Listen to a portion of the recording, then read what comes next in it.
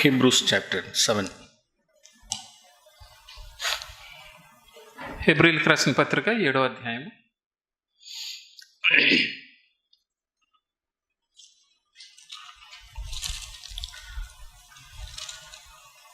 There the Hebrew author mentioned about the ministry of Melchizedek.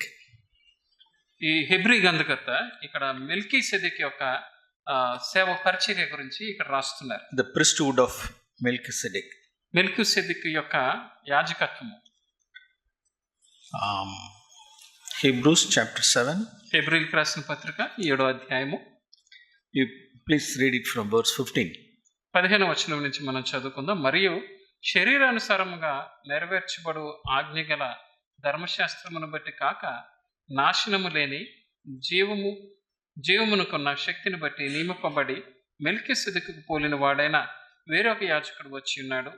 కావున మేము చెప్పిన సంగతి మరింత విశదమైనది. ఏలయనగా నువ్వు నిరంతరము మెల్కీసెదెకు క్రమము చొప్పున యాజకుడివై ఉన్నావు అని ఆయన విషయమై సాక్ష్యము చెప్పబడెను. Verse 16. அவர் மாம்ச சம்பந்தமான கட்டளையாகிய நியாய பிரமாணத்தின்படி அவர் ஆசாரியராகவில்லை அப்படின்னு வாசிக்கிறோம். ఆయన శరీరానుసారముగా నెరవేర్చబడు ఆజ్ఞగల ధర్మశాస్త్రమును బట్టి కాక, Not according to the basis of physical requirement. మన శరీరానుసారముగా కాకుండా. Verse 17 எப்படி வாசிக்கிறோம்? 17లో ఇలా మనం చదువుతున్నాం. அழியாத ஜீவனுக்குரிய வல்லமையின்படி அவர் ஆசாரியரானார். నీవు నిరంతరము మెల్కీసెదెకు క్రమము చొప్పున యాజకుడివై ఉన్నావు. The power of indestructible life. அழியாத ஜீவனுக்குரிய జీవము నాశనము లేని జీవమునుకున్న శక్తిని బట్టి నియమింపబడి. நாம் இங்கே இந்த ஹீப்ரூஸ் 7 வருவதற்கு முன்னதாக அப்ரஹாம் ஜெனிசிஸ் சாப்டர் 14 நாம் வாசிக்கிறோம். ఈ హెబ్రీయులకి 7 రాకముందు ఆదికాండము 14లోనే మనం చదువుతాం. Again we will come back after a few minutes. మరలా కొంచెం సమయం తర్వాత ఈ హెబ్రీయులకు రాసిన పత్రిక 7వ అధ్యాయానికి వద్దాం. Genesis chapter 14. ఆదికాండము 14వ అధ్యాయము. ஆபிரகாம் தன்னுடைய சகோதரனாகிய லோத், அவனுடைய வீட்டார், அவனுடைய உடைமைகளை எல்லாம் திருப்பி கொண்டு வருகிறார். ఇక్కడ అబ్రహాము తన సహోదరుడు లోతును, తన ఇంటి వారందరినీ, దోచుకొనబడిన వారందరినీ తిరిగి తీసుకుని వస్తున్నారు విడిపించి. Verse 14 వాసిக்கிறோம். Genesis chapter 14 verse 14. 14వ అధ్యాయం 14వ వచనంలో మనం చూస్తున్నాం. అబ్రహాము తన తమ్ముడు చెరపట్టబడినని విని తన ఇంట పుట్టిన అలవర్చబడిన 310 మండుగురుని వెంట పెట్టుకుని దాను మట్టుకు రాజులను తరిమెను. Verse 16. 16వ వచనము. ఆస్తి యావత్తు తిరిగి తెచ్చి తన తమ్ముడైన లోతును, అతని ఆస్తిని, స్త్రీలను, ప్రజలను తిరిగి తీసుకుని వచ్చెను. ஒரு வார்ஃபீல்ட்லேருந்து வராரு அவர். ఒక యుద్ధం నుంచి వస్తున్నారు ఇక్కడ అబ్రహాము. அவருடைய அந்த பேட்டில் ஃபீல்ட்லேருந்து அவர் திரும்பி வரும்பொழுது, యుద్ధం నుంచి తిరిగి వచ్చినప్పుడు இப்போ தேவன் ஒரு மேன் ஆஃப் காடை அனுப்பி வைக்கிறார். అక్కడ దైవజనుడు ఒక వ్యక్తిని అక్కడ పంపిస్తున్నారు దేవుడు. நம்ம இதை இப்படி பார்க்கலாம். మనం చూడొచ్చు. అబ్రహాం அவருடைய காங்கிரிகேஷன், అబ్రహాము తనతో ఉన్న సమూహము, அவருடைய சர்ச்னு வச்சுக்கோமே, ఒక తన చర్చి అనుకుందాం. అబ్రహాము తన చర్చి. அதுல எவ்வளவு బిలీవర్స్ இருக்காங்கன்னா ஒரு 318 బిలీవర్స్ இருக்காங்க. 318 మంది విశ్వాసులు ఉన్నారు ఆ సంఘంలో. அவருடைய ఫ్యామిలీ இருக்கு. అబ్రహాము యొక్క కుటుంబం ఉంది. அந்த 318 సర్వెంట్స్కి ఫ్యామిలీ పీపుల్ இருக்காங்களாங்கிறது நமக்கு தெரியல. 318 మంది ఆ సేవకులకి కుటుంబాలు ఉన్నాయో లేదో మనకు తెలియదు. బట్ ஒரு కాంగ్రిగేషన్, కానీ అక్కడ ఒక సమూహం, ஒரு నియర్లీ 350, అబౌవ్ 350, 350 మంది కంటే ఎక్కువ మంది ఉంటారు. அதுக்கு யார் தான் லீடர் அப்படின்னா, அந்த சர்ச்சுக்கு லீடர் யாருன்னா அப்ரஹாம் தான் லீடர். అది ఆ సంఘానికి, ఆ చర్చికి లీడర్ ఎవరు, నాయకుడు ఎవరంటే అబ్రహాము. అలా ஒரு గాడ్ ఫియరింగ్ లీడర్, దేవుని భయం కలిగిన నాయకుడు. నో కవెచియస్నెస్, తనలో ఎక్కడ పేరాశ ధనాశ లేదు. ఒబీడియంట్ లీడర్, ఎంతో విధేయత కలిగిన నాయకుడు. அப்படிதான் பார்க்கிறோம் அவரை. ఆ విధంగా మనం ఇక్కడ చూస్తున్నాం. ஆனாலும் అయినప్పటికీ அவருக்கு அவருடைய நிதானத்தை டு ஷோ ஹிஸ் கண்டிஷன், அதாவது he needed one man of God. కానీ తన యొక్క పరిస్థితిని తెలుసుకోవడానికి ఒక దైవజనుడు అవసరమయ్యాడు. அது தேவன் பார்த்துட்டாரு. అది దేవుడు చూశారు. అది அப்ரஹாம் இப்ப அவருக்கு இருக்கக்கூடியதான 2 டேஞ்சர் என்ன இருக்கு அப்படின்னா, అబ్రహాంకి ఉన్న 2 ప్రమాదాలు ఇక్కడ ఏంటంటే, 2 స్పిరిచువల్ డేంజర్స్ 2 இருக்கு அதுல. 2 ఆత్మ సంబంధమైన ప్రమాదాల్లో ఇక్కడ అబ్రహాం ఉన్నాడు. ஒன்று கவச்சியஸ்னஸ், ఒకటి ధనాశ, இன்னொன்று பிரைட், 2 గర్వము. இதுல இந்த 2 டேஞ்சர்லயும் அவர் விழுந்துராதபடிக்கு, இந்த பிட்ல விழுந்துராதபடிக்கு இருக்கிறதுக்கு தேவன் ஒரு மேன் ஆஃப் காட் என்ன செய்யறார், தன்னுடைய வாழ்க்கையில் அனுப்பி ఈ வைக்கிறார். 2 ప్రమాదాల్లో అబ్రహాం పడకుండా ఉండడానికి దేవుడు ఏం చేస్తున్నారంటే ఒక దైవజనుడిని పంపిస్తున్నారు. எவ்வளவு ஒரு தேவனுடைய இரக்கம், அது தேவனுடைய காருண்யம். ఇక్కడ దేవుని యొక్క కరుణ చూడండి ఎంత ఎక్కువగా ఉందో. அப்ரஹாம் மேல் தேவன் காண்பித்த ஒரு இரக்கம். అబ్రహాం మీద దేవుడు చూపించిన ఆయన కరుణ.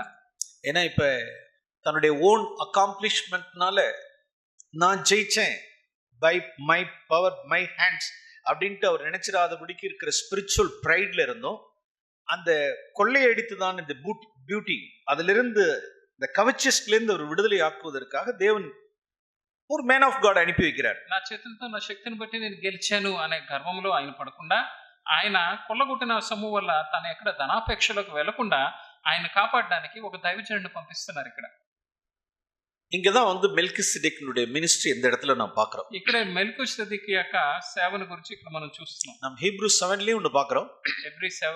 ఎబ్రీల్ రాసిన పత్రిక 7వ అధ్యాయంలో చూసాం. மெல்கிசெதேக்கினுடைய மினிஸ்ட்ரி நம்ம எங்கேயும் நான் பார்க்கிறோம். మెల్కీసెదెకు యొక్క సేవ గురించి ఇక్కడ కూడా మనం చూస్తున్నాం. அருமையானவர்களே, நமக்கு வந்து ப்ரீச்சிங் நமக்கு வந்து என்ன கிடையாது, ப்ரீச்சிங் ஆர் ப்ராஃபஸி அப்படின்னா always we should choose prophecy. ప్రియమైన వారులారా, వాక్యం బోధించడానికి, ప్రవచనం చెప్పడానికి మనకి ఎప్పుడైనా ఒక చాయిస్ ఉంటే మనం ఎప్పుడు కూడా ప్రవచించడానికి ఇష్టపడాలి. நம்மளுடைய சர்ச்சஸ் வந்து ஒரு ப்ரீச்சிங் சென்டரா இருக்கக்கூடாது.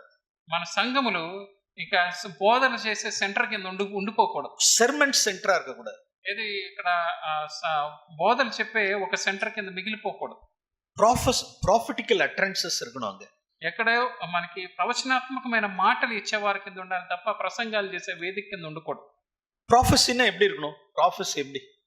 ప్రవచనం అంటే ఎలా ఉండాలి? நியூ கவெனன்ட்னுடைய ப்ராஃபஸி குறித்து நான் 1 கொரிந்தியன்ஸ் చాప్టర్ 14లో వాసిக்கிறோம். కొత్త నిబంధనలో ప్రవచనం గురించి 1 కొరింథీయులకు రాసిన పత్రిక 14వ అధ్యాయంలో మనం చూస్తాం. நம்ம அந்த வசனத்தை கூட நான் திரும்பி வருவோம். ఒకసారి దాన్ని చూద్దాం. 1 కొరింథియన్స్ చాప్టర్ 14. కొరింథీయులకు రాసిన మొదటి పత్రిక 14వ అధ్యాయము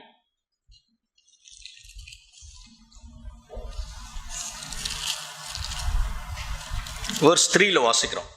14:3లో మనం ఈ విధంగా చదువుతాం. ప్రాఫెసీ அப்படிங்கிறது భక్తి వృద్ధి, బుద్ధి, ఆరుదల్. క్షేమవృద్ధి, హెచ్చరిక, ఆదరణ కలుగునట్లు ప్రవచించువాడు మనుషులతో మాట్లాడుచున్నాడు. இன்னைக்கு வெளியில தீர்க்க தரிசனம் அப்படின்னு சொல்லுகிறதெல்லாம் ஃபியூச்சர்ல வரக்கூடியதான காரியங்களை சொல்றதான காரியங்கள் அப்படின்ட்டு இருக்கிற సూచనகளில் ఇప్పుడు ప్రవచనం అంటే మనకి భవిష్యత్తులో జరగబోయేదాన్ని చెప్తారు అన్న పరిస్థితుల్లో நமக்கு ఎడిఫికేషన్, కన్సోలేషన్, ఎంకరేజ్మెంట్, ఎగ్జార్టేషన్, మన విషయంలో ఎలా ఉండాలంటే క్షేమాభివృద్ధి, హెచ్చరిక, ఆదరణ. సో நாம் இது எல்லாரும் தீர்க்க தரிசனம் சொல்லணும்னு வாசிக்கிறோம். వెర్స్ 24లో 24లో ఇవన్నీ ప్రవచనములు చెప్పేవారు చెప్పాలి అని ఇక్కడ రాయబడి ఉంది. Verse 24 and 25. 24, 25లో చూస్తే, అయితే అందరూ ప్రవచించుచుండగా అవిశ్వాసి అయినను ఉపదేశము పొందిన వాడైన లోపలికి వచ్చిన ఎడల అతని బోధ వలన తాను పాపిని గ్రహించి అందరి వలన విమర్శించబడును.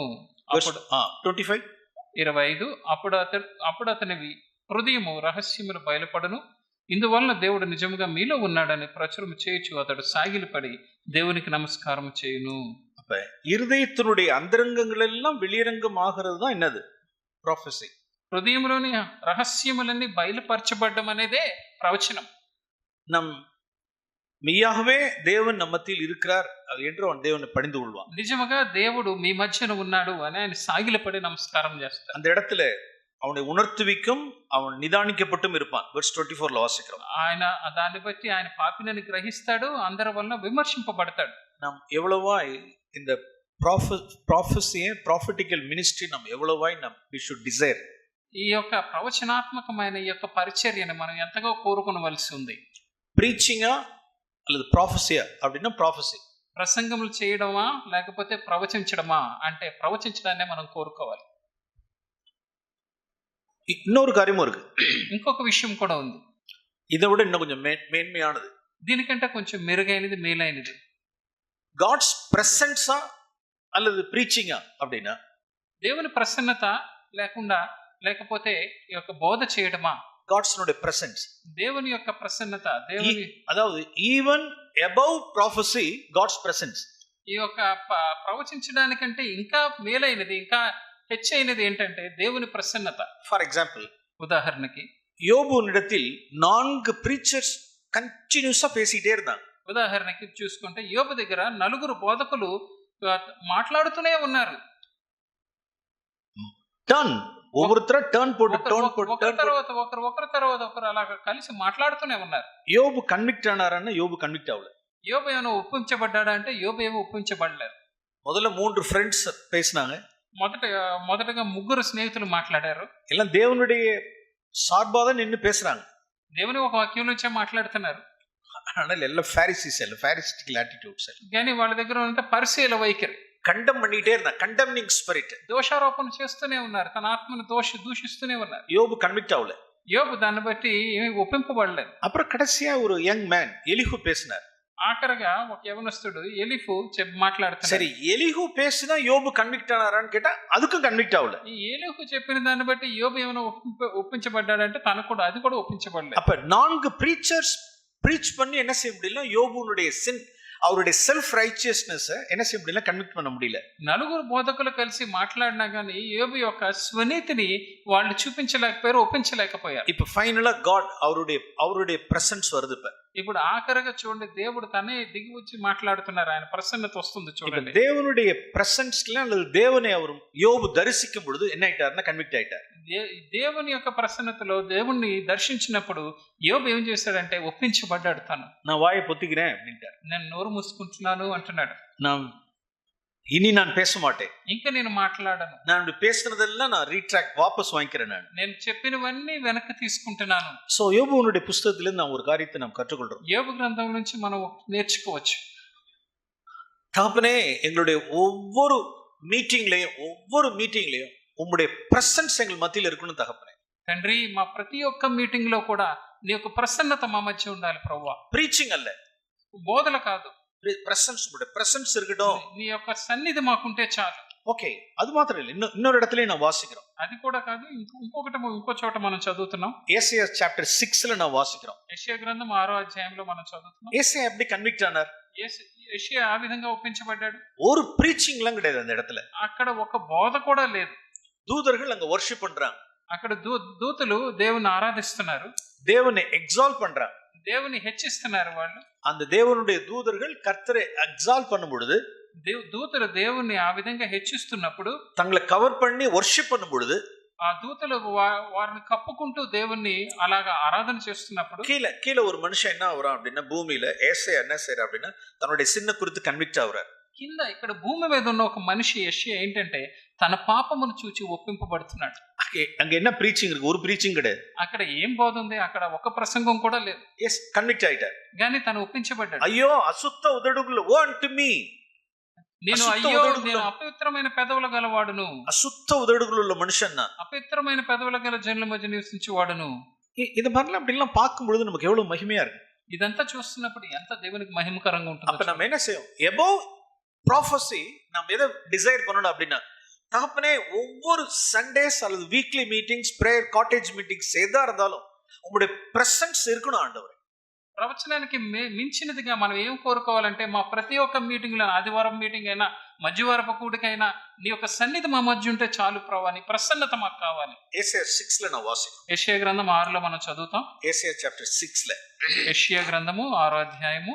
அங்க தூதர்கள் அவரை என்ன செய்றாங்க அப்படின்னா, అక్కడ దూతలు ఏం చేస్తున్నారంటే தேவனை எக்ஸால்ட் பண்றாங்க, దేవుని హెచ్చిస్తున్నారు. వాళ్ళు அவர்கள் தங்களை மூடிக்கொள்றாங்க, వాళ్ళు కప్పుకుంటున్నారు.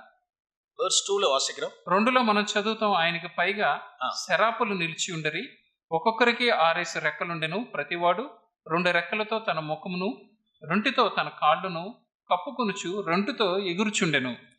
அதாவது தேவனை வர்ஷிப் பண்றதுக்கு 4 షట్టెகள். దేవుణ్ణి ఆరాధించడానికి వారికి 4 రెక్కలు. தங்களுடைய முகத்தை ரெண்டு ரெக்கைகளினால் ரெண்டு சட்டைகளினால் தங்களுடைய முகத்தை மூடிட்டாங்க. 2 రెక్కలతో వాళ్ళ ముఖమును కప్పుకున్నారు. 2 சட்டைகளினால் தங்களுடைய கால்களை மூடிட்டாங்க. 2 రెక్కలతో వాళ్ళ కాళ్ళను కప్పుకున్నారు. தங்களை மூடிக்கொள்வதற்கு 4 சட்டைகள். వాళ్ళని వారు దాచుకోవడానికి 4 రెక్కలు. దేవునికి సర్వ్ பண்றதுக்கு 2 சட்டைகள். దేవునికి సేవించడానికి 2 రెక్కలు. Double portion. చూడండి, ఇక్కడ దేవుని సేవించడానికి 2 రెక్కలు, దాచుకోవడానికి 4 రెక్కలు, రెండొంతలా కావాల్సి వచ్చింది. 4:2. 4:2. అక్కడ 4:2.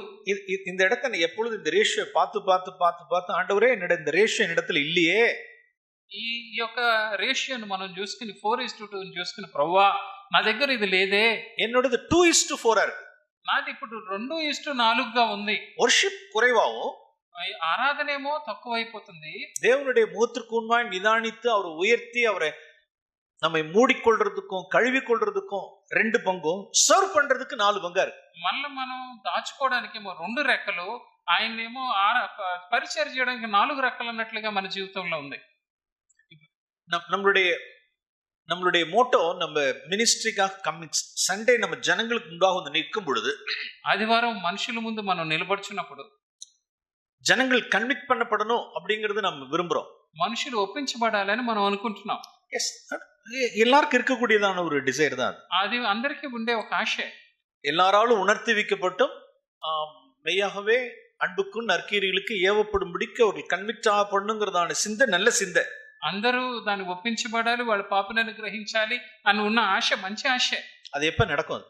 అది కానీ అది ఎప్పుడు జరుగుతుంది? దూతர்கள் நமக்கு கத்து கொடுக்குறாங்க. ఇక్కడ దూతలు నేర్పిస్తున్నారు మనకి. அவரை நாம் எக்ஸால்ட் பண்ணணும், దేవుణ్ణి హెచ్చించాలి. நான் ஒண்ணு இல்லாம போயிடணும், మనం ఏమీ లేకుండా అయిపోవాలి, நாம மறைஞ்சிடணும், మనం మరుగైపోవాలి, நம்மை மறைத்துக் கொள்ளணும், మనల్ని మనం దాచుకోవాలి. அவருடைய பிரசன்னம் அங்க இருக்கும் பொழுது, దేవుని యొక్క సన్నిధికి మనం అక్కడ ఉన్నప్పుడు, verse 3 వాసిக்கிறோம், 3లో అక్కడ మనం చదువుతాం, పరిశుద్ధர், హోలీ హోలీ హోలీ హోలీ, వారు సైన్యములకు అధిపతి యెహోవా పరిశుద్ధుడు పరిశుద్ధుడు పరిశుద్ధుడు.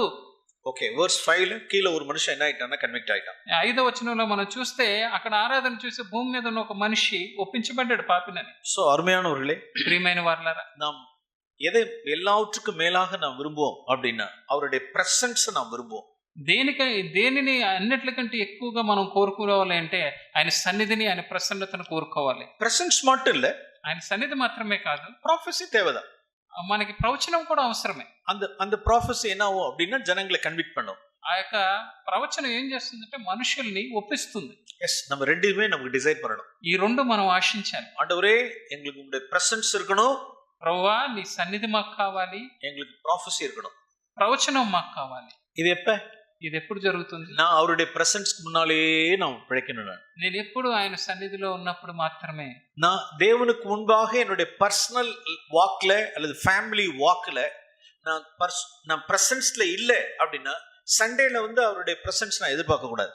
నా యొక్క కుటుంబ జీవితంలోనూ, నా వ్యక్తిగత జీవితంలోనూ దేవుని యొక్క సన్నిధిలో నేను లేను అంటే ఆదివారం దేవుని యొక్క సన్నిధి కొరకు నేను అలా ఎదురు చూడకూడదు, ఆశించలేను. ఇంకా என்னுடைய மொபைல் யூசேஜா இருக்கலாம், నా ఫోన్ వాడకమే అవ్వచ్చు, என்னுடைய டிராவலா இருக்கலாம், నా ప్రయాణమే అవ్వచ్చు, என்னுடைய மணி டீலிங்கா இருக்கலாம், డబ్బులతో నేను వ్యవహరించే విధానమే అవ్వచ్చు, என்னுடைய ஃபேமிலில இருக்கக்கூடியதான டைமா இருக்கலாம், నా కుటుంబంతో నేను గడిపే సమయం అవ్వచ్చు. எல்லா இடங்களிலும் அவருடைய பிரசன்ஸ்லயே நாம் இருக்காது. ప్రతి పరిస్థితిలోనూ ఆయన యొక్క సన్నిధిలోనే నేను జీవించడం. கர்த்தரை நமக்கு முன்பாக நோக்கி நிறைத்து ஒரு பிழைப்பிழைக்கிறது. దేవుని నా ముందు నిలబడి, దేవుని ముందు నేను నిలబడి ఎప్పుడు ఆయన చూస్తూ జీవించే జీవితం. எஸ், అవును, அப்படிப்பட்டவர்கள் தான் అలాంటి వారు మాత్రమే தேவனுடைய சமூகத்துக்கு நாம் சபைக்கு வரும் பொழுது ஆண்டவருடைய பிரசன்ஸ் நாம் எக்ஸ்பீரியன்ஸ் பண்ண முடியும். అలాంటి వారు మాత్రమే దేవుని సంఘమునకు వచ్చినప్పుడు దేవుని యొక్క ప్రెసెన్స్, దేవుని యొక్క ప్రసన్నతను అనుభవించగలరు. 6 డేస్ல நம்மளுடைய వీక్లీ డేస్ல பிரசன்ஸ், గాడ్స్ பிரசன்ஸ்ல நம்ம இல்ல. 6 దినములు, వారంలో ఉన్న 6 దినములు దేవుని సన్నిధిలో ఉండకుండా, ஆனா சண்டே గాడ్స్ பிரசன்ஸ் நம்ம எதிர்பார்க்கிறோம் அப்படினா ఆదివారం దేవుని ప్రసన్నత, దేవుని సన్నిధిని మనం ఎదురు చూస్తున్నామంటే we cannot expect. మనం అసలు దాన్ని అలా ఎదురు చూడలేం. దేవునుடைய பிரசன்ஸ் இருக்காது, ப்ராஃபஸி இருக்காது. దేవుని యొక్క సన్నిధి అక్కడ ఉండదు, ప్రవచనము ఉండదు. ప్రియమానవர்களே, ఇవేళ நம்ம హృదయத்தில் நம்ம வைத்து வைப்போம். ప్రియమైన వారలారా, ఇదంతా మన హృదయంలో అలా దాచుకుందాం. ఓకే, ఓకే మనం జెనసిస్ 14కి நாம் திருப்போம். ఆది కాండం 14వ అధ్యాయం వైపే మనం తిప్పుదాం. மெல்கிசேதேக்கினுடைய ப்ராஃபஸி எப்படி இருந்துச்சு பாருங்க. మెల్కీసెదెకు యొక్క ప్రవచనం ఎలా ఉందో చూద్దాం. ரெண்டு காரியம் தான் சொன்னார்.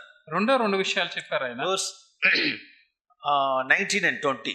19, 20లో, அதுக்கு முன்னதாக verse 18ல 18వ వచనంలో, அதாவது மெல்கிசேதேக்கினுடைய அவருடைய தேவனுடைய சத்தத்துக்கு எவ்வளோ அவருடைய லிசனிங் பாருங்க, அவருடைய லிசனிங். ఈ మెల్కీసెదెకు దేవుని యొక్క స్వరముకి ఎలాగ వింటున్నారో చూడండి ఇక్కడ. அவர் லிசனிங் இயர்ஸ் அவருக்கு இருந்துச்சு பாருங்க. దేవుని స్వరమును వినే చెవులు ఎలా కలిగి ఉన్నారో ఆయన. அதாவது அவர் கூப்பிடுற சத்தத்துக்கு மெல்கிசேதேக்கு அவருடைய சத்தத்துக்கு செவி திறந்தே இருக்கு. దేవుని యొక్క స్వరమునకి చెవి ఎప్పుడు తెరిచే ఉంచారు మెల్కీసెదెకు. மெல்கிசேதேக்கு கூப்பிட்டுருப்பாரு கர்த்தர். దేవుడు మెల్కీసెదెకుని పిలుస్తున్నారు. Melchizedek, my servant Abraham is coming on this way. ఈ దారిలో నా సేవకుడైన అబ్రహాం వస్తున్నాడు. Please go and meet there. నువ్వు వెళ్ళి ఆయన అక్కడ కలువు. பேட்டில் ஃபீல்ட்ல இருந்து வந்துட்டு இருக்கான். ఆయన యుద్ధం నుంచి తిరిగి వస్తున్నాడు. ரொம்ப టైర్డా வரார். ఆయన ఎంతో అలసిపోయి ఉన్నాడు. அவங்களுடைய நிறைய இவ்வளோ సర్వెంట్సోட வரார். ఇంతమంది దాసులతో వస్తున్నాడు. ఓకే, నీ బ్రెడ్ వైన్ இதெல்லாம் தயாரிச்சுக்க, నువ్వు రొట్టె ద్రాక్షరసం అన్ని తీసుకో. இது எல்லாத்தையும் தேவனே எல்லாத்தையும் கரெக்டா சொல்லிட்டாரு பாரு, காதுல அவர் சொல்லிட்டாரு. దేవుడే మొదటగా మెల్కీసెదెక్కి ఇవన్నీ చెప్పారు ఆయన చెవిలో. அப்ப அவருடைய செவி எவ்வளவு திறந்திருக்கு மெல்கிசேதேக்கினுடைய இயர்ஸ். దేవుని స్వరమునకి మెల్కీసెదెకు యొక్క చెవులు ఎలా తెరిచి ఉన్నాయో చూడండి. அப்பமும் திராட்சரசமும் கொண்டு போய் மீட் பண்றாரு. రొట్టె ద్రాక్షరసం తీసుకుని వెళ్ళి అబ్రహామును కలుస్తున్నారు ఆయన. நேரம் எவ்வளவு நேரம் இருக்கும்? ఎంత సమయం ఉంటుంది? இதை சர்வ் பண்றது தான் நிறைய நேரம் இருக்கும். ఇవన్నీ అక్కడ పంచిపెట్టడానికి చాలా సమయం పడుతుంది. 318 பேருக்கும் அப்பத்தையும் திராட்சரசம் கொடுத்து அவர்களுக்கு சர்வ் பண்ணி இருக்கிறது தான் நிறைய நேரம் இருக்கும். 318 మందికి అక్కడ రొట్టె ద్రాక్షారసం పంచిపెట్ట ఇవ్వడానికి చాలా సమయం పడుతుంది. ரெண்டு இருக்கு, நமக்கு ரெண்டு இருக்கு.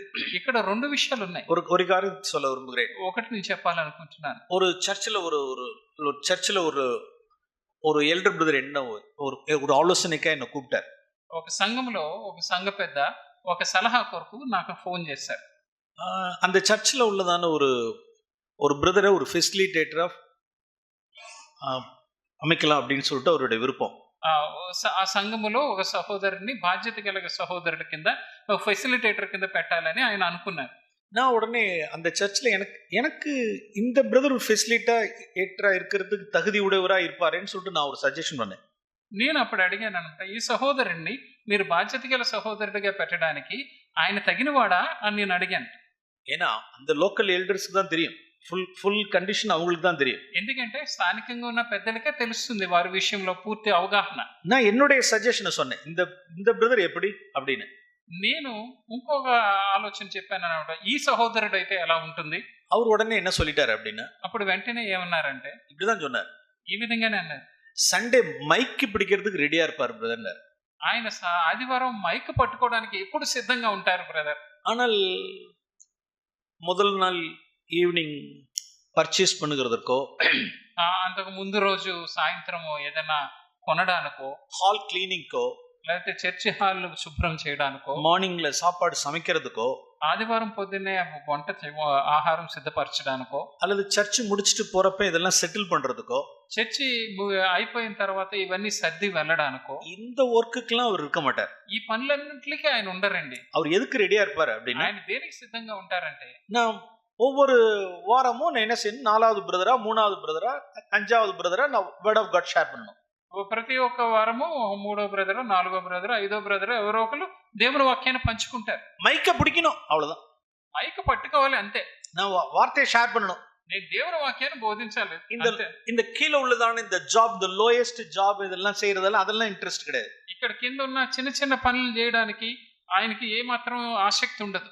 அந்த సహోదరుడు తెలివిగా அவரை నిదానించి வச்சிருக்காரு. ఆ సహోదరుడు ఎంతో గమనించి చెప్తున్నారు అన్నమాట. It's very good discernment. అది ఎంతో మంచి వివేచన కలిగిన మనిషి. நான் உடனே சொன்னேன் சாரி பிரதர் அப்படின்ட்டு. అప్పుడు నేను వెంటనే సారీ బ్రదర్ క్షమించండి. நான் சொன்ன సహోదరుని நான் சொன்னேங்கிறதுக்காக யோசிக்காதீங்க. నేను చెప్పినందుకు మీరు అలా ఆయన గురించి ఆలోచించండి. நான் உங்க స్థల సభ్యులు நான் இல்ல. ఎందుకంటే మీ స్థానిక సంఘములో నేను లేను. அந்த பிரதர் நீங்க தான் రెగ్యులర్ గా பாக்குறீங்க. ఆయన్ని మీరే ఎప్పుడు తరచుగా చూస్తున్నారు. రెండు కాల్ కழுவுதல் அப்படிங்கிறது, వాషింగ్ ఫీట్ங்கிறது 2 కాల్ కழுவுதல் இருக்கு. కాళ్ళు కడగడం అంటే 2 కాళ్ళు కడగడం అన్నమాట. ஒன்று ஸ்பிரிச்சுவல் வாஷிங் ஃபீட், ఒక విధంగా చూస్తే ఆత్మీయంగా వేరొకరు కాళ్ళు కడగడం, இன்னொன்னு இப்படிப்பட்டதான டே டு டே லைஃப்ல அன்றாட இருக்கக்கூடியதான காரியங்கள் எல்லாத்தையும் பார்க்கிறது. రెండోది ఈ విధమా ప్రతిదినము జరిగే ఈ ప్రతి పనిలోనూ పాలు పంచుకోవడం అనేది. இந்த காரியங்களுக்கெல்லாம் நான் அவைலபிளா இருக்க மாட்டேன். ఈ పనులన్నీ చేయడానికి నేను అందుబాటులో ఉండను. நாம் இதையும் நான் ஒரு நிமிஷம் நாம் நிறுத்துவோம், இந்த இடத்துல நிறுத்துவோம். ఈ ఈ- ఈ విషయంలో ఒక్క నిమిషం ఆగుదాం మనం. Acts chapter 5. అపోస్తలుల కార్యాలు 5వ అధ్యాయం.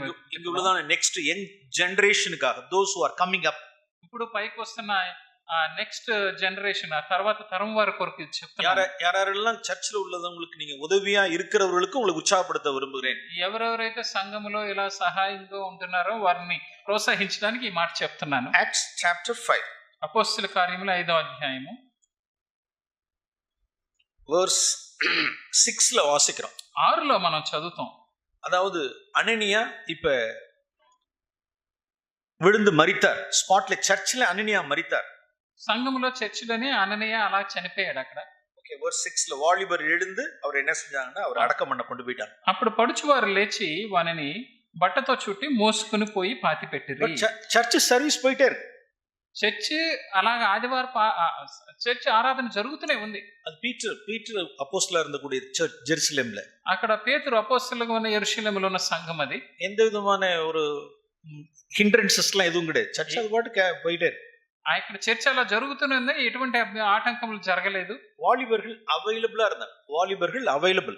అక్కడ పరుచువారు అందుబాటులో ఉన్నారు అందరూ. ஓகே, verse 7ல வாசிக்கிறோம். 7లో మనం చదువుతాం చూడండి. 3 மணி நேரம் கழிச்சு திரும்ப அவங்க எல்லாம் வராங்க, அடக்கம் பண்ணி முடிச்சிட்டு வராங்க.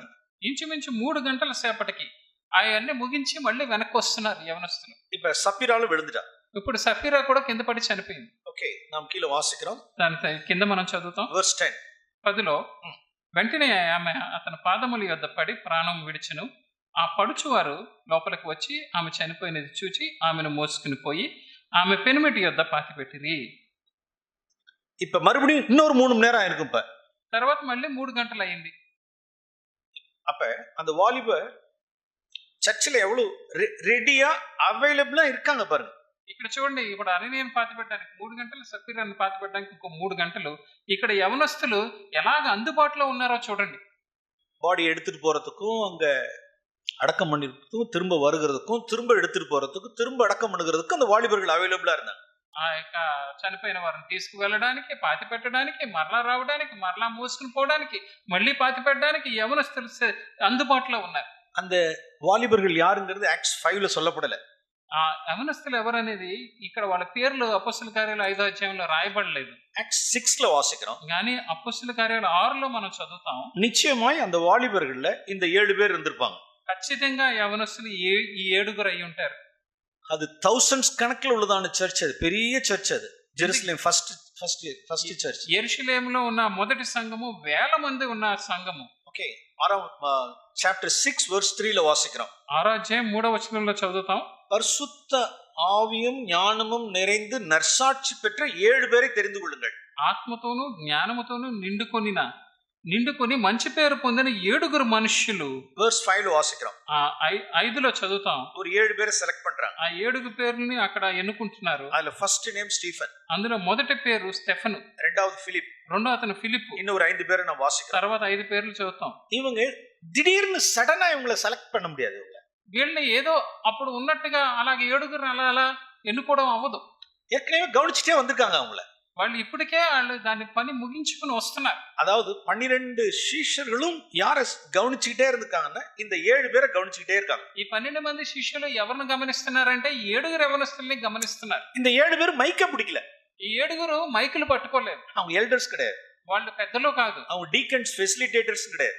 వాళ్ళు బాధ్యత కలిగిన సహోదరులు కాదు. பட் எல்லா ஒர்க் செய்யறதுக்கு அவைலபிளா இருந்தாங்க. కానీ ప్రతి విధమైన పని చేయడానికి ఎప్పుడు అందుబాటులో ఉన్నారు. ஒரு லோ டாஸ்க், என்ன டாஸ்கா இருந்தாலும் சரி, ఎంత హీనమైన పని అయినప్పటికీ, ఎంత చిన్న పని అయినప్పటికీ, டாய்லெட் கழுவுனாலும் சரி, బాత్రూమ్లు కడగడం అయినా సరే, மாப் போடுறதா இருந்தாலும் சரி, మాపు పెట్టడం అయినా సరే, எல்லாம் டஸ்ட் கிஸ்ட் எல்லாம் சுத்தப்படுத்துறதா இருந்தாலும் சரி, బూజులు దులపడం అయినా సరే, ஒன்னு பர்ச்சேஸ் பண்ணிட்டு வரதா இருந்தாலும் சரி, ఏదైనా కొనుగోలు చేసి రావడం అయినా సరే, ஒருத்தர் கொண்டு போய் பஸ் ஸ்டாண்ட்ல விட்டு வரதா இருந்தாலும் சரி, ఎవరైనా బస్ స్టాండ్ లో విడిచిపెట్టి రావడం అయినా సరే, ஒருத்தர் கொண்டு போய் ஹாஸ்பிடல்ல விட்டுட்டு இருந்தாலும் சரி, ఎవరైనా తీసుకెళ్లి హాస్పిటల్లో విడిచిపెట్టి రావడం అయినా సరే, இந்த ஹாஸ்பிடல் ஒரு நைட் தங்க வேண்டியதா இருந்தாலும் சரி, హాస్పిటల్లో ఒక రాత్రి పడుకోవాల్సి వచ్చినా సరే, எஸ், అవును. இதே மாதிரி 1000 works ఎందుకంటే అక్కడ వేల కొద్ది పనులు ఉంటాయి. இந்த 7 பேர் அவைலபிளாவே இருந்தாங்க. ఈ 7 యవనస్తులు ఎప్పుడు అందుబాటులో ఉన్నారు. அவங்க அடக்கம் பண்ணணும்னாலும் அவங்க நிப்பாங்க, వాళ్ళు బరియల్ பண்ணணும்னாலும் వాళ్ళు పాతి పెట్టడానికి వాళ్ళు అక్కడ వేచి ఉన్నారు. ఓకే, சாம்பார் சர்வ் பண்றதா இருந்தாலும் நிப்பாங்க,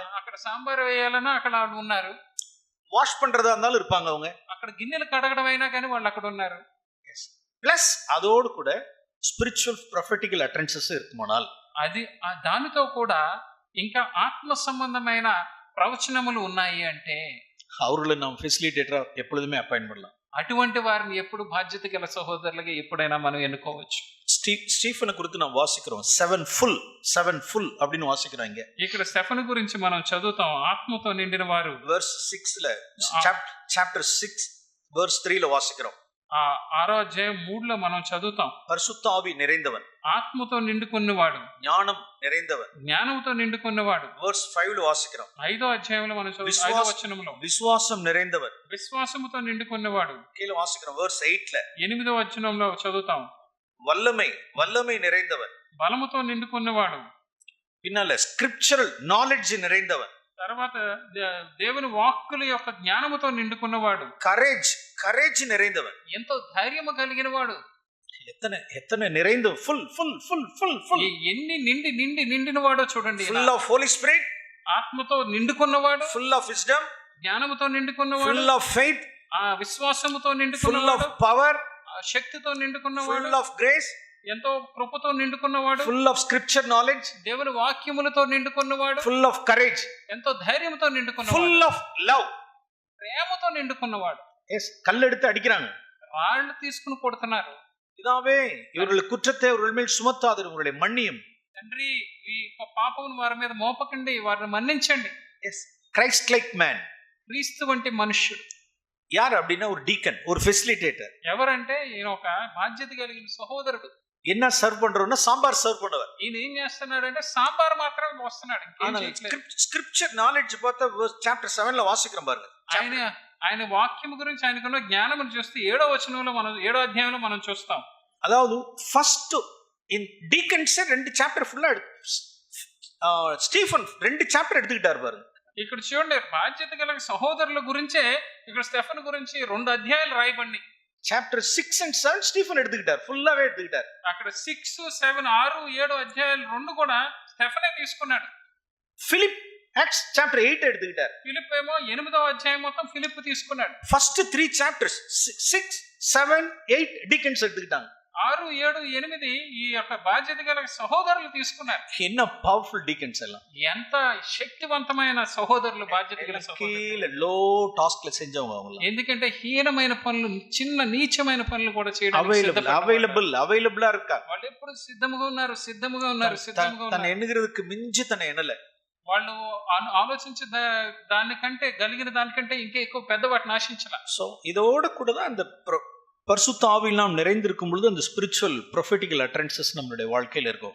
ఎప్పుడైతే పరిశుద్ధాత్మతో ఇలా నిండుకుని ఉంటామో అప్పుడు ప్రవచనాత్మకమైన మాటలు మన నోటిలో ఉంటాయి. ఓకే, జెనసిస్ చాప్టర్ 14 కి நாம் திருப்போம். ఆదికాండం 14వ అధ్యాయం వైపు మళ్ళీ తిప్పుదాం. இதெல்லாம் நம்ம மெல்கிசெதேக்கை பார்க்கிறோம்.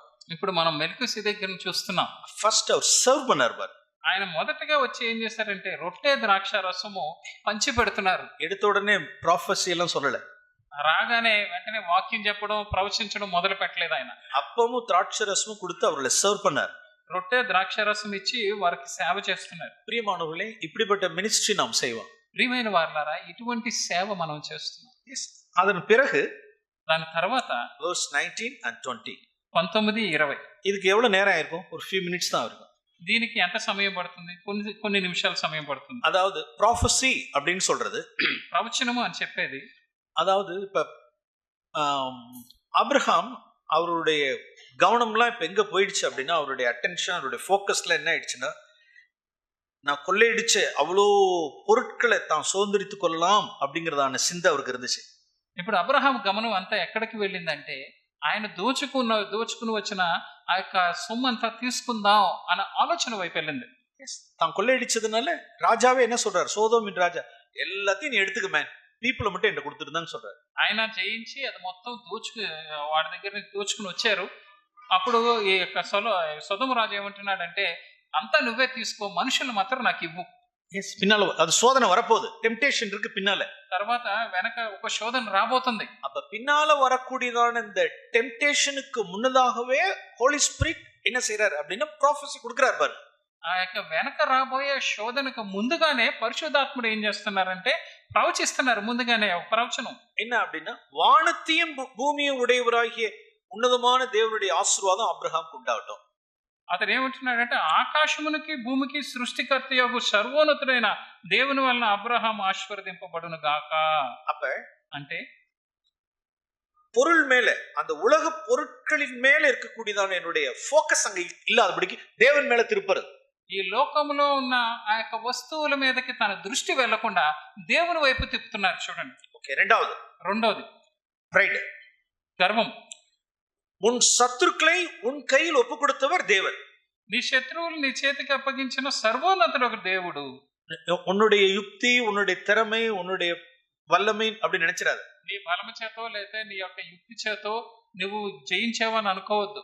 உன் சத்துருக்களை உன் கையில் ஒப்பு கொடுத்தவர் ఉన్నతமான தேவன். నీ శత్రువుల్ని నీ చేతికి అప్పగించిన సర్వోన్నతుడు ఒక దేవుడు. அவ்வளவுதான் சொல்லிட்டு போயிட்டார். అంతే, ఆ రెండు మాటలు చెప్పారు, వెళ్ళిపోయారు. இது எவ்வளவு பாருங்க, ஒரு 5 மினிட்ஸ்ல ஃபயர் பண்ண முடியுமா அப்படின்னா 5 மினிட்ஸ்ல நம்ம ஃபயர் பண்ணலாம் சர்ச்சை.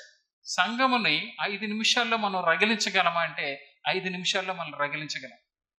அது நம்ம எல்லாரும் நம்ம டிசைட் பண்ணணும். ఆ విధంగా మనం ప్రతి ఒక్కరూ ఆశించాలి. இவ்வளவு நீளம் இல்ல ஆண்டவரே, இவ்வளவு நீளமான செய்தி இல்ல, ఇంత గంట సేపు చెప్పే అంత పెద్ద వర్తమానం ఏం చెప్పలేదు.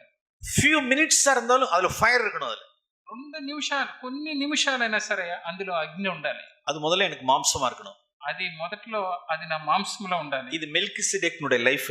ఇది మెల్కీసెదెకు యొక్క జీవితము. இது மெல்கிசெதேக்கினுடைய லைஃபா இருந்ததனால தான் அவர் ப்ராஃபஸியை சொல்ல முடிஞ்சிச்சு. మెల్కీసెదెకు జీవితంలో ఈ విధంగా ఆయన జీవించారు కాబట్టి ఆయన ప్రవచనం చెప్పగలిగారు. அவரை பத்தி நமக்கு ஏதாவது தெரியுமான்னு கேட்டா ஒண்ணும் தெரியாது. ఆయన గురించి మనకి ఏమైనా తెలుసు అంటే మనకేమీ తెలియదు. ஆனா ஒண்ணு தெரியும், ఒకటి మాత్రం తెలుసు, அவர் கிறிஸ்துக்கு ஒரு மாதிரியா இருக்கிறார். ఆయన యేసు ప్రభువుకు ఒక మాదిరి కింద ఉన్నాడు. தன்னுடைய லைஃப்ல இப்படிதான் மெல்கிசெதேக் இருந்திருக்கிறார். తన జీవితంలో ఈ విధంగానే మెల్కీసెదెకు జీవించారు. சமாதானத்தின் ராஜா, நீதியின் ராஜா.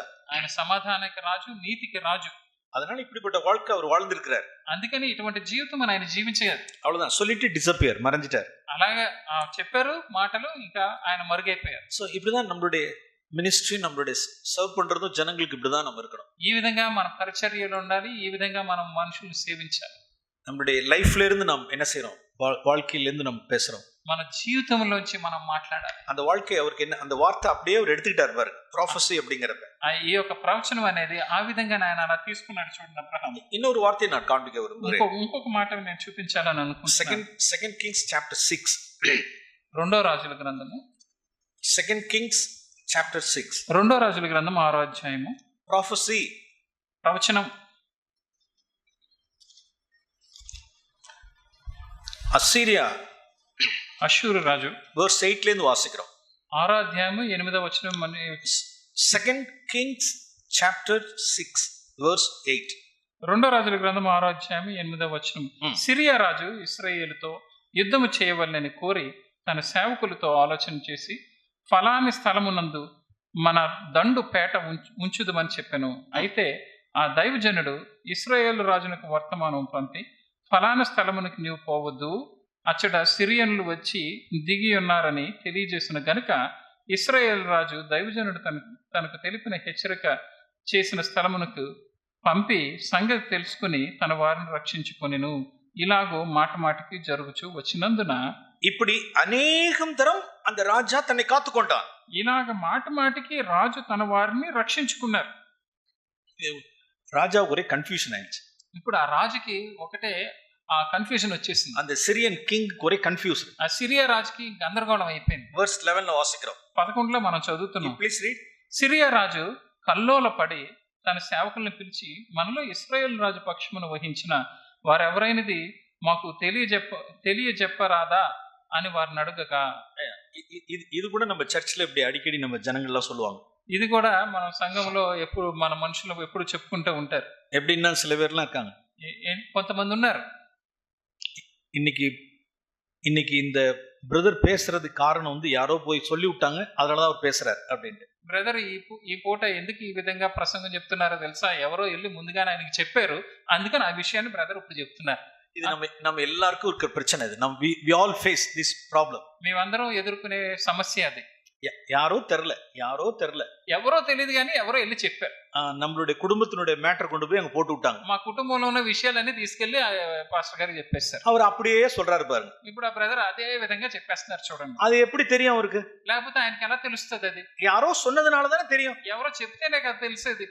அவர்களுக்கெல்லாம் என்ன தெரியாதுன்னா ப்ராஃபஸி அப்படிங்கறதெல்லாம் தெரியாது அவர்களுக்கு. ఈయనకి ఏం తెలియదు అంటే ప్రవచనం అనేదే తెలియదు ఈ సిరియా రాజుకి. அதுக்கு ஒரு సర్వెంట్ சொல்றான் பாருங்க, వెర్స్ 12. 12లో వాళ్ళ సేవకుడు, సిరియా రాజు సేవకుడు ఒకడు చెప్తున్నాడు చూడండి. అతని సేవకుల్లో ఒకడు, రాజు అయిన నా ఏలినవాడ, ఇశ్రాయేలు రాజు పక్షమున ఎవరునూ లేరు గాని ఇశ్రాయేలులోనున్న ప్రవక్త ఎలీషా మీ అంతఃపురమందు మీరు అనుకొనిన మాటలు ఇశ్రాయేలు రాజునకు తెలియజేయనెను. அதாவது ஹஸ்பண்ட் வைஃப் ரெண்டு பேரும் பெட்ரூம்ல இருந்து பேசுறது கூட என்ன ஆகும் அப்படின்னா ரிவீல் ஆயிடும்.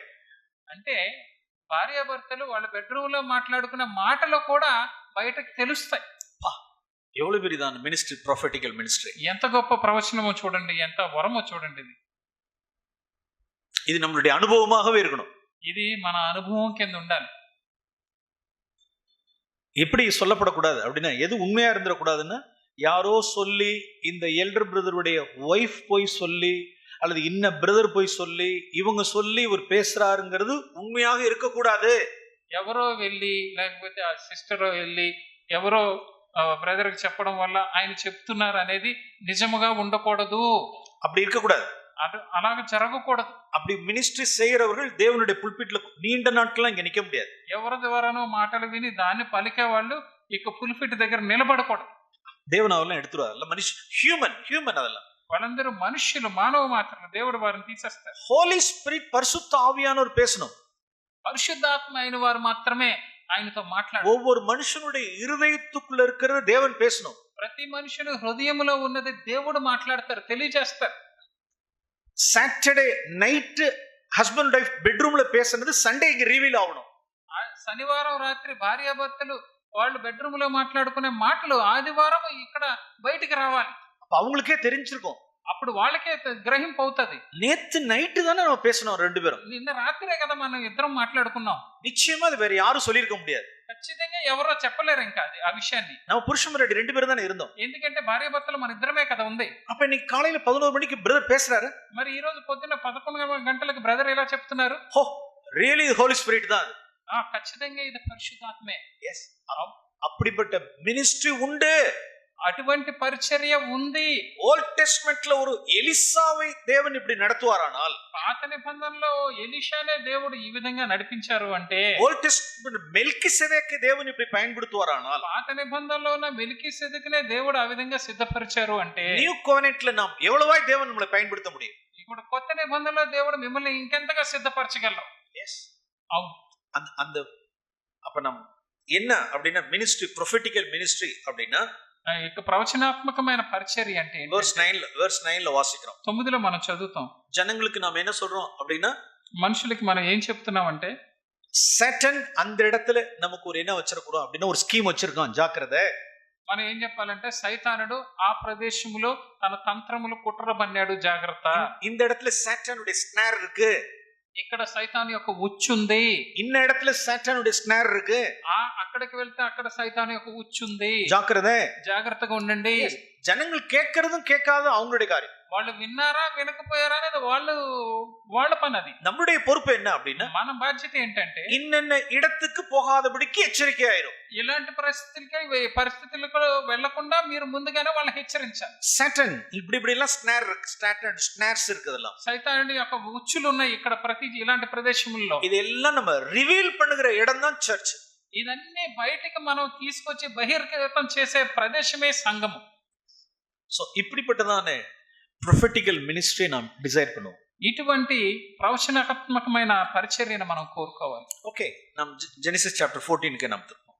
ఆదికాండం 14వ అధ్యాయం వైపు మరలా తిప్పుదాం. Genesis chapter 14. ఆదికాండము 14వ అధ్యాయం. அவ்வளவுதான். రెండే రెండు కార్యం தான் சொன்னார். రెండే రెండు మాటలు చెప్పారు ఇక్కడ. ఓకే, అబ్రహాము ఇதான் సాతానుடைய స్నార్, ఇది జాగ్రత్త. సైతాన్ యొక్క ఉచ్చు ఉంది, జాగ్రత్త. కవచియస్నెస్, బివేర్. ఆ ధనాపేక్ష, జాగ్రత్తగా ఉండు. Spiritual pride, beware. ఆత్మ సంబంధమైన గర్వము, జాగ్రత్త.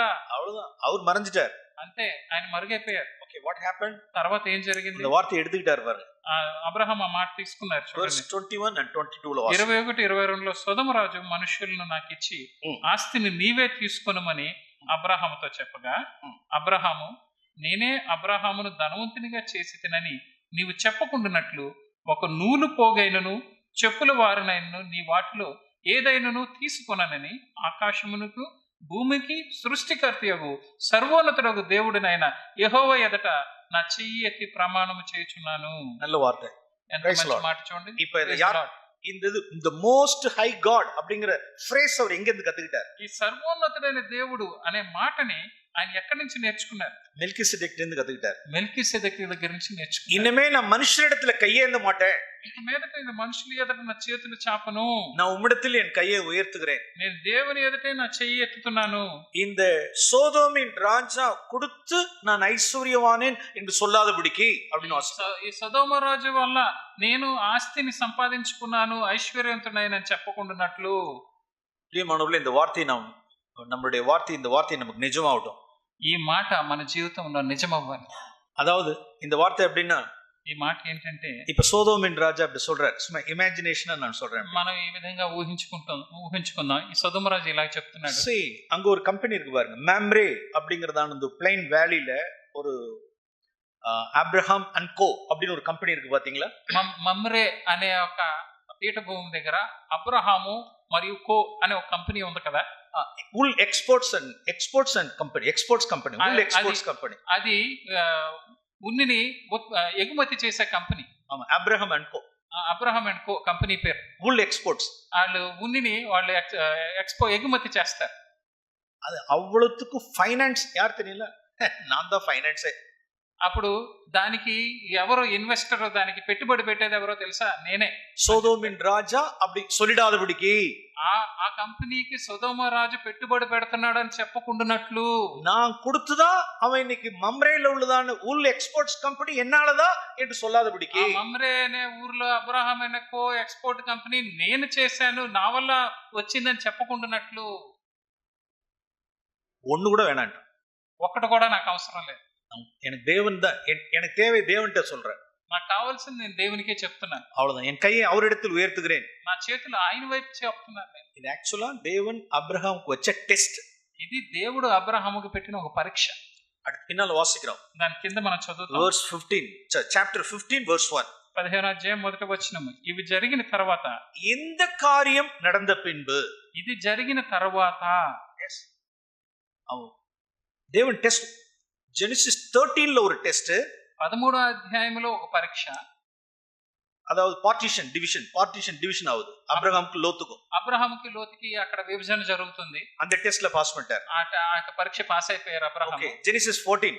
ఇప్పుడు ఆదికాండం 14వ అధ్యాయంలో ఒక పరీక్ష, அதிலே ஒரு டெஸ்ட். అక్కడ కూడా ఒక పరీక్ష ఉంది. எல்லாம் ఎర్త్లీ థింగ్స్ தான், ఇవన్నీ భూ సంబంధమైన విషయాలే. அந்த டெஸ்ட்லயும் பாஸ் பண்ணிட்டார்.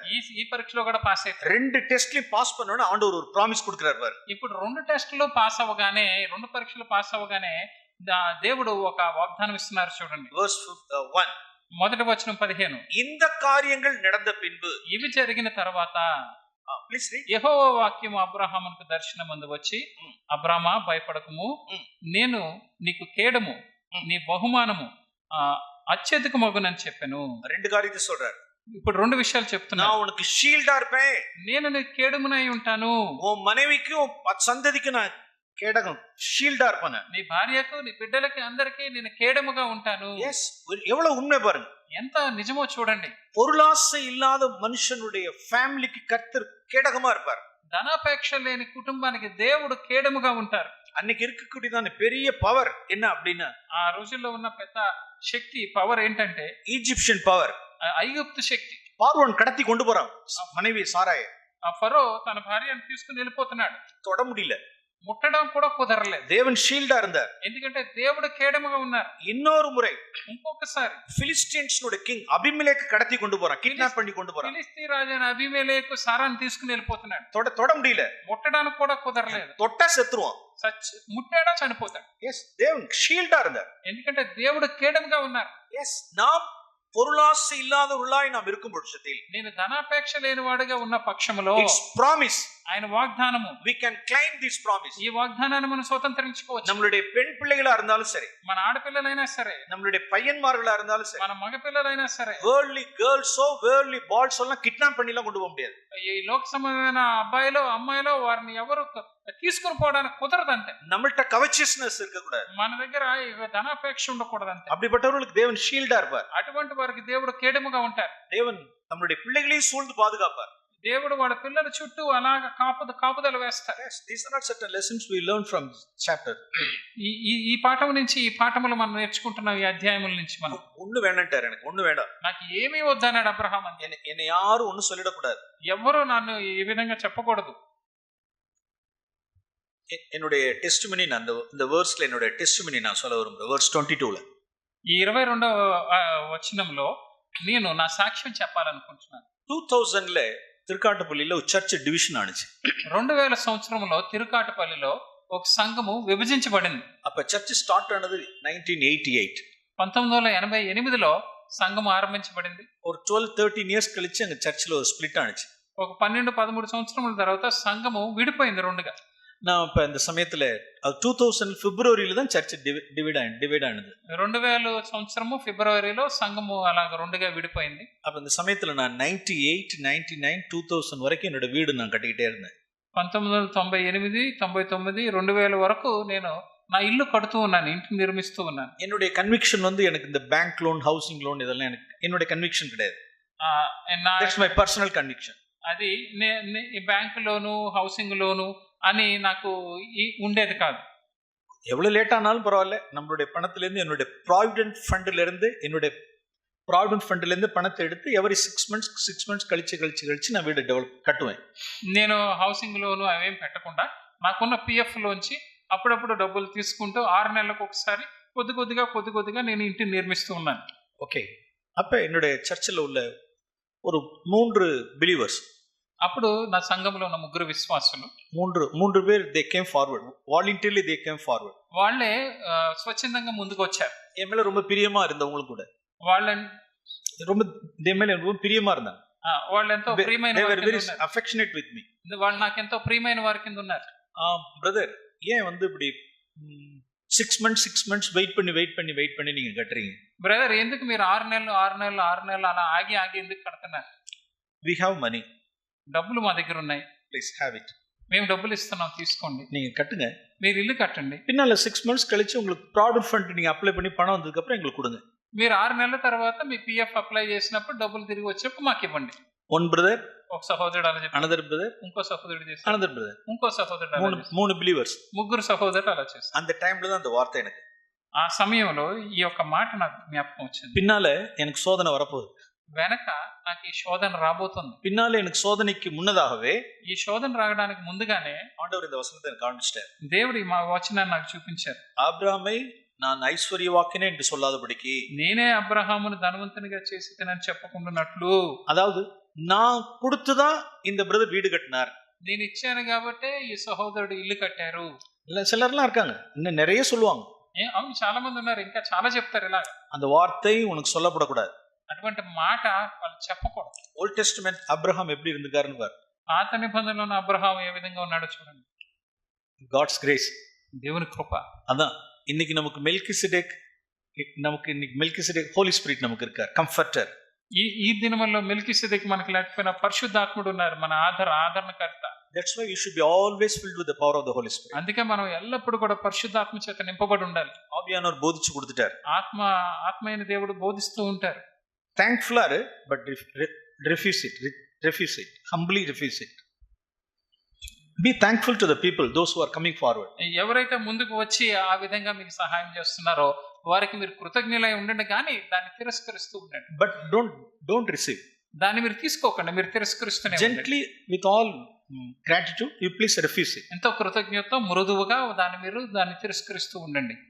First believer, second believer, three believers ni refuse பண்ணிட்டேன். అలా ముగ్గురు సహోదరులు వచ్చారు, ముగ్గురు విశ్వాసుల్ని నేను కాదు వద్దు అని చెప్పాను. இதெல்லாம் 98 99 நடக்குது அதெல்லாம். ఇది 98 99లో జరిగిన సంఘటన. 2000 இப்ப என்ன ஆகுதுன்னா చర్చ్ డివైడ్ ஆகுது. ఇప్పుడు 2000 సంవత్సరాలు ఏమవుతుంది అంటే సంఘము రెండుగా విడిపోతుంది. గ్రూప్ ఆఫ్ పీపుల్ பிரிறாங்க. ఇప్పుడు గుంపులుగా 2 గుంపులు విడిపోయారు ఇలా మనుషులు. ஏற்கனவே ஒரு எல்டர் அங்க இருக்கார். అక్కడ ఇంతకు ముందే ఒక పెద్ద ఉన్నారు. அந்த எல்டரோட ஒரு group of people போறாங்க. ఆ పెద్దతో పాటు ఆ సంఘ పెద్దతో కొంతమంది గుంపు వెళ్ళిపోయారు. நானும் அங்க இருக்கேன். నేను అందులో ఉన్నాను. என்னோட கூட கொஞ்சம் group of people வராங்க. నాతో పాటు కొంతమంది వచ్చారు. ఓకే, 2 group of split ஆயிடுச்சு. ఇప్పుడు 2 గుంపులుగా విడిపోయాం. எனக்கு 3 பேர் those who came forward to help me, no, such 3 persons, 3 believers went with that people. ఎవరైతే నాకు సహాయం చేయడానికి ముందుకు వచ్చారో ఆ ముగ్గురు విశ్వాసులు ఆ వేరే పెద్దతో పాటు విడిపోయారు. ఓ, நான் வாங்கியிருந்தேன்னா என்ன ஆயிருக்கும்? తీసుకుని ఉంటే ఏమై ఉండేది? இப்ப நினைச்சாலும் I shed tears. ఆ విషయాన్ని ఇప్పుడు జ్ఞాపకం వచ్చినా నాకు కన్నీళ్ళు వస్తాయి. God is so faithful. దేవుడు ఎంతో నమ్మకస్తుడు. Holy Spirit உடைய வாய்ஸ் நம்ம எவ்வளவாய் கவனிக்கணும். పరిశుద్ధాత్మ యొక్క స్వరమును మనం ఎంతగా వింటూ ఉండాలి.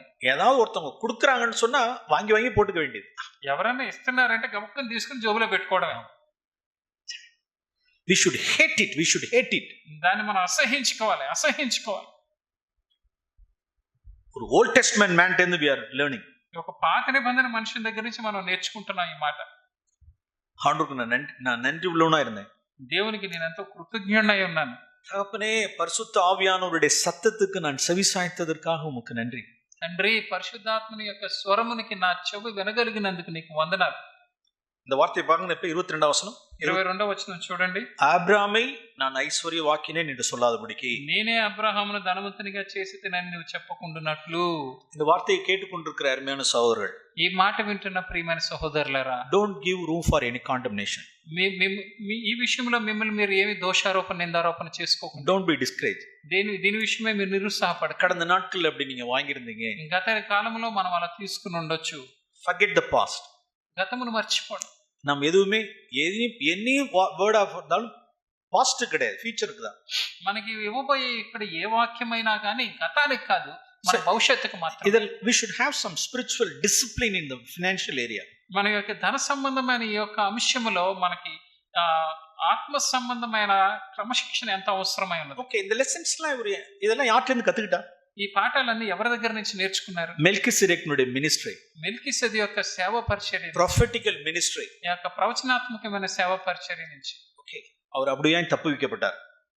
అందుకనే ఆయన తప్పించబడ్డాడు. ஓகே, நம்ம இந்த மெல்கிசெதெக்குனுடைய இந்த ரிமைனிங் திங் ஹீப்ரூஸ் சாப்టర్ 7ல இருக்கிற காரியங்களை நாம் அடுத்த செஷன்ல நாம் హెబ్రీయుల పత్రికలో ఉన్న 7వ అధ్యాయంలో ఉన్న మిగిలిన విషయాలు మనం తర్వాత సెషన్ లో చూసుకుందాం. ప్రార్థన చేసుకుందాం. పరిశుద్ధ పితావే, మే துதிக்கிறோம். పరిశుద్ధుడైన తండ్రి, నిన్ను స్తుతించుకుంటున్నాం.